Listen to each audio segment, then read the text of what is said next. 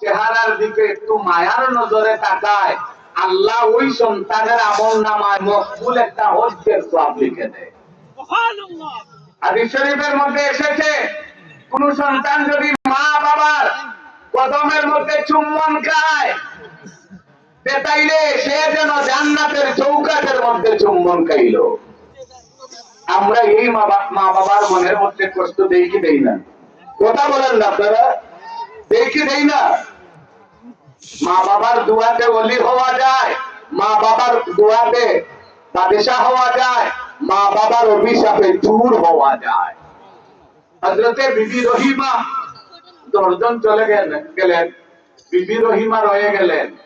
তো হযরতে আইয়ুব নবীর এই কষ্ট, সারা শরীর অঙ্গ প্রত্যঙ্গ কিচ্ছু নাই, শুধু কিরা কিরা সারা শরীর গ্রাস করে ফেলেছে, মাথার চুলও নাই, পা থেকে মাথা পর্যন্ত আইয়ুব নবী সব অঙ্গ প্রত্যঙ্গ শুধু কিরা বিড়বিড় করতেছে। একটা কিরা যদি শরীর থেকে পড়ে যায়, তখন আইয়ুব নবী ওই কিরাটারে দুইটা আবার শরীরে দেন, নিজের শরীরে আর বাঁধেন। বিবি রহিমা জিজ্ঞেস করলেন, আল্লাহর নবী, কিরা পড়লো আপনার শরীর থেকে, যত পড়বে তত আপনার লাভ, এটাকে আপনি আবার শরীরে তুইলা দিলেন, তার কারণ বুঝলাম না। আল্লাহর নবী আইয়ুব নবী জবাব দিলেন, প্রিয়তমা বিবি রহিমা,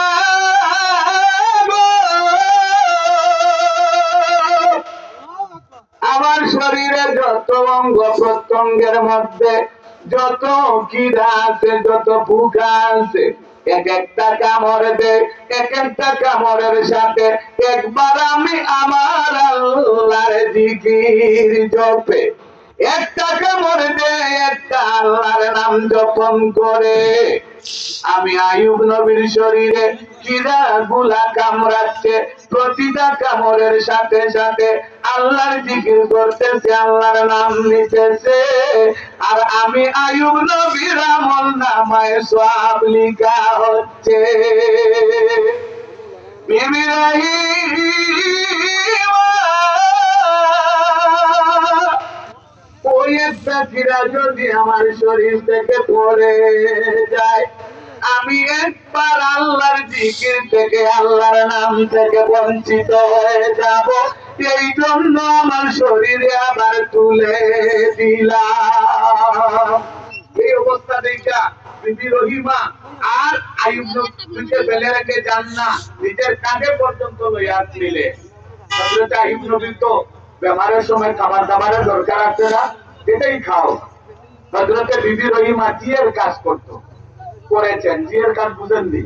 বন্ধের বাড়িতে তালা বাসন ধোয়া, মাজা, রান্না বান্না, ওইগুলা কাজ কইরা নিজে না খাইয়া স্বামী আইয়ুব নবীর জন্য খাবার গুলা আইনা দিয়া দিতেন। রাস্তার মধ্যে পেয়ে গেল কে? শয়তান, যে সুরত ধরছে, লম্বা দাড়ি, লম্বা জুব্বা, লম্বা পাগড়ি, এমন ভাবে বোঝা যাচ্ছে যেন ফেরেশতাদের সর্দার, আর আসলে কি শয়তানের সর্দার। এই শয়তান পেয়ে গেল বিবি রহিমাকে, পাইয়া বলতেছে, বিবি রহিমা, তোমার জন্য বড় দুঃখ লাগে, বড় কষ্ট লাগে। বলে আপনি কে? বলে আমি একজন মুসাফির। শয়তান বলতেছে, আমি একজন মুসাফির। বলে আপনি আমার জন্য কষ্ট লাগে কেন? বলে তোমার স্বামী অসুস্থ, আর তুমি যেই কাজ করে নিজে না খাইয়া স্বামীকে খাওয়াচ্ছ, তোমার কষ্ট হচ্ছে, তোমার স্বামীরও কষ্ট হচ্ছে, এই জন্য আমার বড় ভীষণ খারাপ লাগতেছে। আমি তোমার একটা উপকার করতে চাই। বলে কি উপকার? বলে আমি এমন একটা মেডিসিন তোমাকে সিস্টেম বাতাইয়া দিমু, এই মেডিসিনটা যদি খাওয়াতে পারো, তাইলে তোমার স্বামী আইয়ুব নবীর জীবনের মতো ভালো হয়ে যাবে। তুমি কি ত্যাগ স্বীকার করতে পারবে? হযরতে বিবি রহিমা বললেন যে হুজুর, চিনেন না তো? শয়তানকে তো আর চিনে না। বললেন, হুজুর, আমি আমার স্বামী আইয়ুব নবীর জন্য আমার প্রাণটাও বিলিয়ে দিতে রাজি আছি। আপনি বলেন? বলেছে, তাইলে তোমার বাম পুরু থেকে এক টুকরো মাংস আমাকে কেটে দাও। সাথে সাথে বিবি রহিমা এক টুকরো মাংস কেটে দিলেন। দেওয়ার পরে বলে এটা কি করবো, বলে এটা তুমি সুন্দর করে রান্না করে নুন সহ তোমার স্বামীরে খাওয়াইয়া দিও। নাউজুবিল্লাহ বলে। বিবি রহিমা তো এটা বুঝেন নাই, তাহলে তো দেখতে ভালো করেছে ফেরেশতার মতো। আর স্বামীকে ভালো করার জন্য নিজের পুরাপের মাংসের টুকরা কুইলা রান্না কইরা যখন আইয়ুব নবীর সামনে নিয়ে গেলেন, হযরত আইয়ুব নবী বললেন লা হাওলা ওয়ালা কুওয়াতা ইল্লা বিল্লাহিল আলিয়্যিল আযীম। আল্লাহ নবী তো সবকিছু দেখেন বুঝেন, সবকিছু দেখেন বুঝেন। এক পর্যায়ে বলে উঠলে, বিবি রহিমা, দশজন আমাকে ছেড়ে চলে গেছে, তুমি রয়ে গেছিলে আমাকে শয়তানের পাল্লায় ফালাতে, পারবে না, তুমিও চলে যাও। তখন আল্লাহ পাক রব্বুল আলামিন ওহী নাযিল করে বলে দিলেন, আমার বন্ধু, আমার পয়গম্বর আইয়ুব নবী, না না না না, আমার রহিমার কোনো দোষ নাই, আমার রহিমার কোনো ভুল নাই। তোমাকে ভালো করার জন্য না জেনে না বুঝে এটা করেছে, আমি রহিমাকে মাফ করে দিলাম, তুমিও মাফ করে দাও। আল্লাহ পাক বিবি রহিমাকে মাফ করে দিলেন। আর আইয়ুব নবীকে আল্লাহ কুষ্ঠ রূপ থেকে মুক্তি দিলেন। মুক্তি দিয়েছেন দোয়ার বদৌলতে, এমনি না। হযরত আইয়ুব নবী আল্লাহর কাছে দোয়া করেছে যে আখেরি জামানার নবীর উসিলায় আমাকে আল্লাহ তুমি রূপ থেকে ভালো করে দাও। আমি এখানে কেন শয়তানের কথা বললাম? বিবি রহিমারে ধোঁকা দিতে চাইল শয়তান। আর বিবি রহিমা পূর্ণময়ী রমণী, জান্নাতের সার্টিফিকেট প্রাপ্ত। আসিয়া, মরিয়ম, রহিমা, হাজেরা, কুলসুমা, ফাতেমা, তারা হলো জান্নাতি মহিলা, জান্নাতি মহিলা। এই বিবি রহিমাকে শয়তান ধোঁকা দিয়া দিল। আর আপনি আমি তো নাতি, আপনি আমি কিচ্ছু না, কথা বলেন না, মুহূর্তের মধ্যে ধোঁকা দিয়া দেয়। লেংরা শয়তান মনে আছে নি?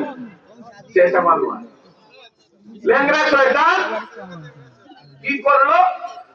বলে রে ভাই, আমার জীবনে পাবে না, কারণ আমি তোমাদের জন্য বড় নিয়ামত হিসাবে এসেছি। বলে কি? বলে জীবনে অনেক ওয়াজ গেছো, অনেক ওয়াজ শুনছো, আরো ওয়াজে যেতে পারবে, আরো শুনতে পারবে। আজকের মতো আমার সাথে আয়, আমি এমন একটা শিক্ষা তোদেরকে দেবো, এখান থেকে আরো বেশি লাভ হবে। এই কথা বইলা দুই বন্ধু যে মাথায় টুপি ছিল, ওয়াজে যাওয়ার সময় মাথায় টুপি দেয় কি দেয় না মানুষ? এখানে প্রয়োজনের আছে টুপি। শুধু দোয়া কবুলের কথা বলেন, দোয়া কবুলের কথা বলেন। জান্নাতের বাগানে এসেছে, জান্নাতের পরিবেশটা ঠিক আছে, কিন্তু আপনার আমার পরিবেশ কোথায়? কোথায়? কথা বললেই তো রাগ করবেন। আমি তো উচিত কথা বলি, আমি তো উচিত কথা বলি, আর উচিত কথা তো দিতে লাগবেই, লাগবেই। প্রয়োজনের মাথায় টুপি, সেটার জন্য অনেকের দিতে দিতে মোটামুটি খাবার হয়ে গেছে, কিন্তু অনেকের মাথা তো খালি, চুলে ভরা, চুলে ভরা। তবে আজকে এটা আপনারা যুবক ভাইয়েরা, এটা আপনারা আজকে ওয়াদা করতে হবে যে ওয়াদার মাহফিলে যদি আল্লাহ যাওয়ার তৌফিক দেয়, অন্তত পক্ষে পকেটের মধ্যে করে টুপিটা নিবেন, প্যান্ডেলে ঢুকার সময় টুপিটা মাথায় দিয়ে। পারবেন তো ইনশাআল্লাহ? সবাই বলেন পারবেন তো? আলহামদুলিল্লাহ। প্রিয় যুবক ভাই, দুই বন্ধু, ভাইয়ের মতো দুই বন্ধুকে, দুইজনের মাথায় টুপি, গায়ে পাঞ্জাবি, ওয়াজে গেছে তো শয়তান উঠাইয়া নিল। উঠাইয়া এক পর্যায়ে কি করলো? শয়তান কি করলো? দুইজনের উঠাইয়া নিয়া সারা দিন শয়তানে তার যত মন্ত্র কুমন্ত্রণা আছে, তার যত হিকমত বুদ্ধি কৌশল আছে, সব হিকমত বুদ্ধি কৌশল দিয়া ওই যত সময় ওয়াজ চলছে তত সময় পর্যন্ত ওই দুই বন্ধুরে আটকাইয়া রাখছে, দুই বন্ধুরে আটকাইয়া রাখছে। ওয়াজের মিলাদ হইছে, শিরনি শেষ, সব শেষ, যার যার বাড়িতে চলে গেছে। এবার শয়তান বলতেছে, এবার তোমাদেরও ছুটি, তোমরা বলা। এবার চলে গেছে। ওই বড় শয়তান যে বাদশাহ শয়তান, নেতা শয়তান, লাইন ধরছে সবাই গিয়ে রিপোর্ট পেশ করতেছে, আসছে কে কে কি করছে। এমন সময় ল্যাংড়া শয়তান সামনে গেছে টস্টর করে কাঁপতেছে, কারণ জানে সে আজকে তার গর্দান উড়াইয়া দিব। কারণ এটা তো কোনো কাজই না, এটা কোনো কাজ না, এটা কোনো বড় ধোঁকা না। হঠাৎ করে শয়তানের বাদশা বলল যে এই ল্যাংড়া তোর কাছে কি আছে? বলে স্যার আজকে আমি বেশি কাজ করতে পারছি না, তুই বন্ধু টুপি মাথায় দিয়া পাঞ্জাবি গায়ে দিয়া ওয়াদের মাহফিলে গেছিল, তাদেরকে ওয়াদের মসজিদ থেকে বের কইরা আমি জাহান্নামের পারে পৌঁছাইয়া দিছি। এবার বসা ছিল শয়তানের নেতা দাঁড়াইয়া গেছে। তুই এটা কি বলো? আমি শয়তানের রাজা হইয়া বাদশা হইয়া আমার জীবনে যে কাজ করতে পারি নাই, তুই এই কাজ করছ, আজ থেকে আমি বাদশা না তুই বাদশা। তার অর্থ হইল যে এই দুইটা যুবক যদি ওয়াদে যাইতো, সে তার আমল আখলাক ঠিক হয়ে যাইতো, সে আরো দুইজনকে বুঝাইতো, ওই দুইজন আরো দুইজনকে বুঝাইতো, ওই আস্তে আস্তে সমাজটা পুরাপুরি ভাবে ওই ইমানদার মুসলমান মুত্তকি পরহেজগার হইয়া যাইত। তুই ওই দুইটারে বন্ধ করা মানে সারা সমাজটাকে বন্ধ করা। যেটা করেছিস আর কেউ পারে নাই, আমিও নিতে পারে নাই, এই জন্য তোর পুরস্কার আজকে এই চেয়ারের মালিক তুই আজকে। দেখছেন শয়তানের পুরস্কার কি? শয়তানের পুরস্কার কি? আর আমার আল্লাহ বলেন, আমার আল্লাহ বলেন ইয়া আইয়ুহাল্লাযীনা আমানু ইয়া আইয়ুহাল্লাযীনা আমানু তাকুল্লাহ ওয়া কুনু মা'আস সাদিকিন। হে ঈমানদারগণ, তোমরা সত্যবাদীদের সঙ্গী হও, তোমরা ভালো মানুষের সঙ্গী হও। যদি ভালো মানুষের সঙ্গী হতে পারো তাইলে তোমরা তাদের সাথে ফাদখুলি ফি ইবাদি ওয়াদখুলি জান্নাতি, তোমরা তাদের সাথে সাথে জান্নাতেও চলে যেতে পারবে। ওয়া আখির দাওয়ানা আনিল হামদুলিল্লাহি রাব্বিল আলামিন।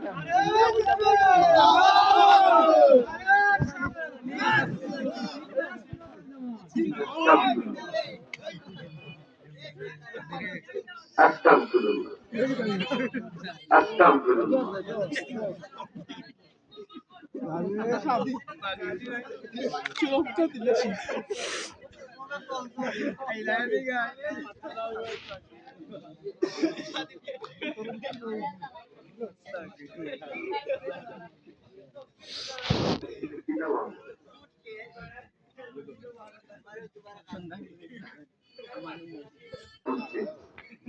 ওয়াদের দাওয়ান আছে শেষই গান বুঝতে পারে না। একটা কাম করে তো বেটাই আমার কথা বাড়াইয়া দিলাম, দিলাই তাই সবরে বাবা বলে একটা কাম করো, কোন সময় নারায়ণ তকবি দেওয়া লাগে এটা ছিল না, কোন সময় সুবহানাল্লাহ কোয়া লাগে এটাও জানো না, কোন সময় নাউজুবিল্লাহ কোয়া লাগে এটাও জানো না। তুই ওয়াজ ভালো না রে বুকে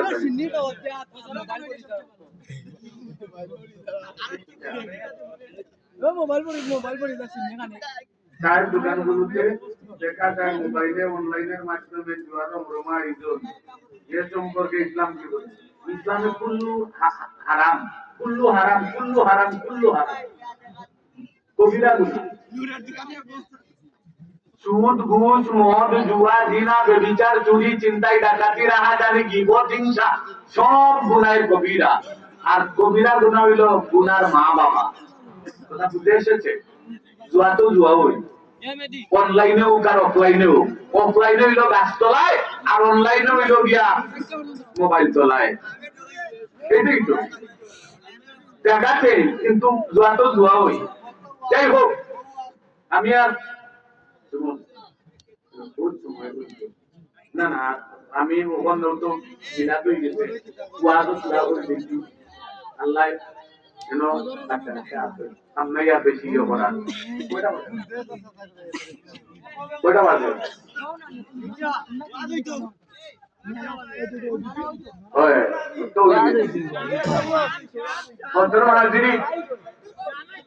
গত পরশু দিন আপনার আসলাম কৃষি মার্কেট হলো, কৃষি মার্কেট হচ্ছে যমুনা কৃষি মার্কেট, যমুনা টাউনের মানুষ যদি ডিজিটাল হইয়া যদি রাত 3টা পর্যন্ত বইতে পারে, আর আপনারা আল্লাহওয়ালা মানুষ, এই এলাকার মানুষ আল্লাহ বিরু, আমি জানি না, রাত 3টা হইছে ওখান পর্যন্ত চুপচাপ করে কোনো সিন্নির দরকার নাই। সিন্নি দিতে থাকলে নাই, গুনাইলে নাই। কিন্তু আজকে বিয়ে মনে একটু শিক্ষার্থী নেই না, আমার তো খারাপ লাগে। এত সুন্দর প্যান্ডেলের মাঝে মানুষগুলা তারা তুলা হয়ে ওজনে যে সিন্দির লাগি যে পাগল হইলায়। আপনারা বইজুকা বইজুকা সকল বইজুকা সব বইজুকা ওটা ওয়াজ ও মানে ওয়াজ কিটা বালা কথা কোয়া ওটা ওই ওয়ার কথা যখন আমি জান্নাতের ভিতরে ইয়া ঢুকবো ওটা ওয়াজ না না এমন পারে না ভিতরে ভিতরে ভিতরে ভিতরে জুতাগুলো আপনারা একটু আর বলবা ও ভাই তুমি একটু আর বলবা সাল্লাল্লাহু আলা সাল্লাল্লাহু আলাইহি আল্লাহ আমরা ডাকুনিয়া যারা আর কিয়ামতের ময়দানে তারারে ওলাকান জান্নাত নিও আর দিতায় আতারে বাতারে দৌড়া আল্লাহ তুমি কিয়ামতের ময়দানে আতারে বাতারে দৌড়াইও কিয়ামতের ময়দানে আল্লাহ এরারে আতারে বাতারে দৌড়ানি লইবা বিশ্বাস করো এটা দোয়া কবুলের সময় দোয়া কবুলের মাস এটা খামখেয়ালির জায়গা নয় এটা খামখেয়ালির জায়গা নয় তোমার কপাল মন্দ থাকতে পারে ওর কপাল মন্দ নাই প্রাণ খুলে উচ্চ আওয়াজে ও খালি জায়গাটা মারুন না ভাই প্রাণ খুলে উচ্চ আওয়াজে ও খালি জায়গাটা একটু মারুন না ভাই সাহেব আমি তো লম্বা করতাম না ও খালি জায়গাটা সুন্দর করে লোক পাঠ করে লোক আমরা সুন্দর ভাবে আমরা ইয়ে করি একটু জিকির করো না আল্লাহ আল্লাহ আল্লাহ আল্লাহ আল্লাহ আল্লাহ আল্লাহ ও খালি জায়গা মারুন না আপনারা একবারে ভিডিও না ও খালি জায়গা কেন বউ খালি জায়গা কেন বউ আমি করবো আল্লাহ আল্লাহ আল্লাহ আল্লাহ আল্লাহ আল্লাহ পাখি সব ডাল না বৈশা কোন রঙের ডাকে ডাকে রে পাখি সব ডাল না বৈশা কোন রঙের ডাকে ডাকে রে কোন রঙের ডাকে ডাকে রে কি নাম মধুর লাগে রে আল্লাহ আল্লাহ আল্লাহ আল্লাহ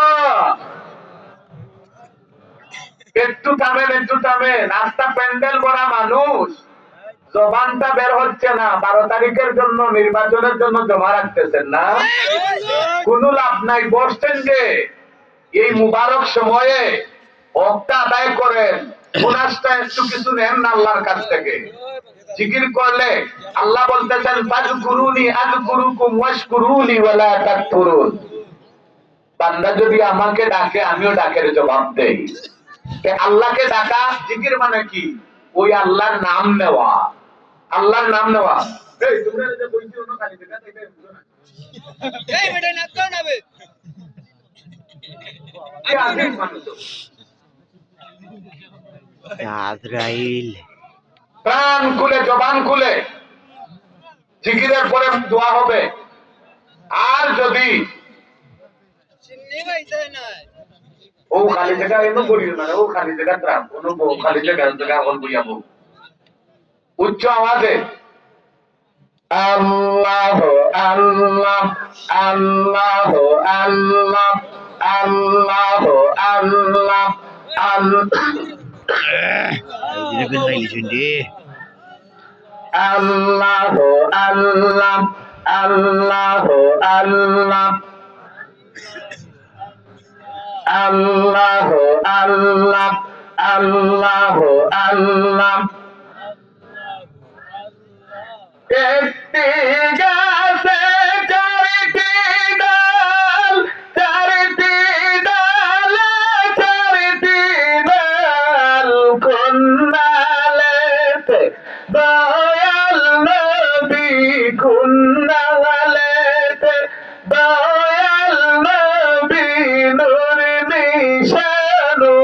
পাইল রে পাখি সব ডালে না বৈশা কোন রঙের ডাকে ডাকে রে কোন রঙের ডাকে ডাকে রে কি নাম তোর লাগে রে আল্লাহ আল্লাহ আল্লাহ আল্লাহ মারহাবা আল্লাহ আল্লাহ আল্লাহ আল্লাহ আল্লাহ আল্লাহ আল্লাহ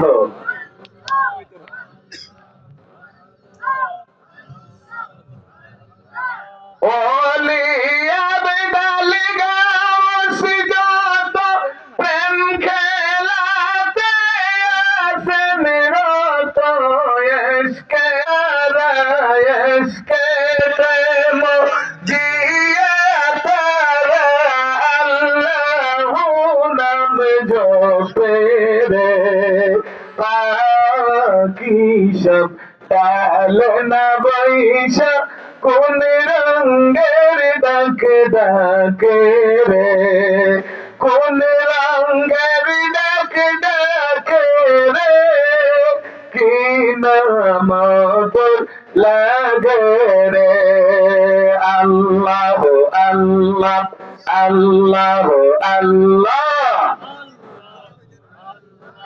আল্লাহ আল্লাহ আল্লাহ আল্লাহ আল্লাহ আল্লাহ বসাইয়া রঙের মেলা খেলতে আসো প্রেম খেলা বুঝলাই না মন ওই পাগেলা বুঝলাই না মন ওই পাগেলা লইলাই না তার নাম রে পাখি সব ডাল না বৈশা কোন রঙের ডাকে ডাকে রে কোন রঙের ডাকে ডাকে রে কি নাম তোর লাগে রে আল্লাহ আল্লাহ আল্লাহ আল্লাহ আল্লাহ আল্লাহ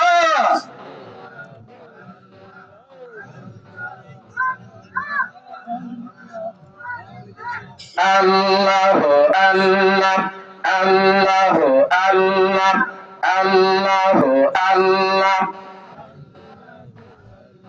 ও বান্দা আমার বাবার যুবক ভাইয়েরা ছোট্ট ছোট্ট মাসুম বাচ্চারা রাতের শেষ ভাগে আল্লাহ প্রথম আসমানে নেমে আসে